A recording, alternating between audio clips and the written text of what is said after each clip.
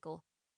You didn't bother coming after the stroke, or for the funeral. Why would you care about this? What's this? Would you please tell me what's going on?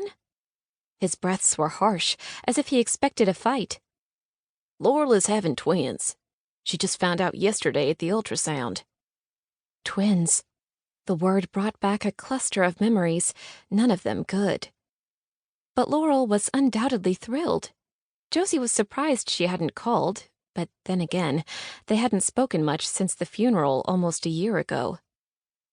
Well, that's great news. The doctor wants her to take it easy. And you know Laurel. With harvest just around the bend, there wasn't much that was easy about working an apple orchard this time of year. The phone call was making sense now, all except Nate's antagonism. But then he'd always been protective of Laurel.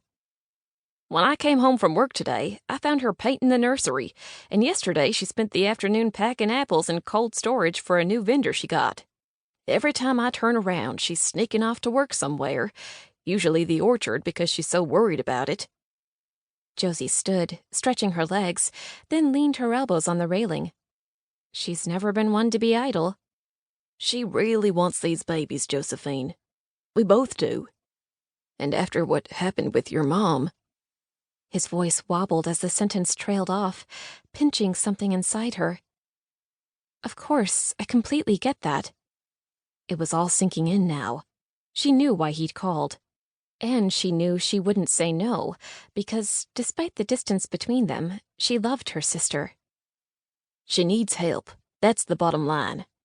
I don't need to tell you how much work is involved this time of year, and she can't do it. We can hardly afford to hire more help. No, she can't work the harvest, Josie agreed. His words from a moment ago replayed in her head like a delayed tape. You said you can't hire someone. Laurel hadn't mentioned financial troubles. She talked about their manager, Grady, as if he were God's gift to apples. Not after last year's failure. Failure? Her sister hadn't said anything of the kind. True, they didn't speak often, but when the topic of the orchard did come up, Laurel said everything was fine. At least, Josie thought she had. Laurel didn't tell you? There was an Easter frost. We lost the apples.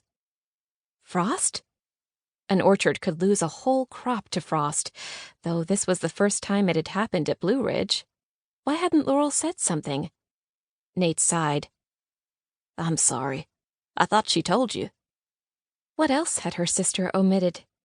Laurel was always trying to protect her. Josie should have inquired more directly. How bad is it? The fragrance from her lavender plant wafted by on a breeze, and Josie closed her eyes, inhaled the calming scent, letting it fill her up, soothe her frayed nerves. The place is a money pit. We don't have anything else to put into it.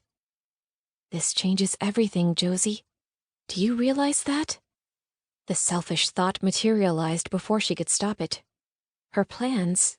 How could she follow through now? When Laurel was overburdened with a failing orchard and pregnant with twins. Nate was speaking again. Grady insists he can turn the place around, but I'm wondering if we shouldn't sell it. She and Laurel were the third generation to own the orchard, and as far as Josie knew, not one of the Mitchells had thought those words, much less said them. And she'd thought Laurel would be the last one to do so. Laurel's considering that? Their father's death had left Josie with shares that tied her to the place.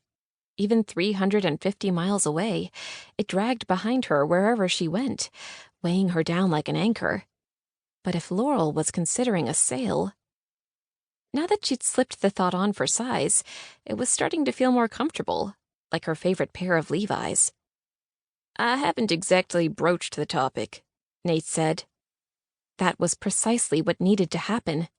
It was something her father should have done long ago, before he'd saddled Laurel with his own care and the care of the orchard.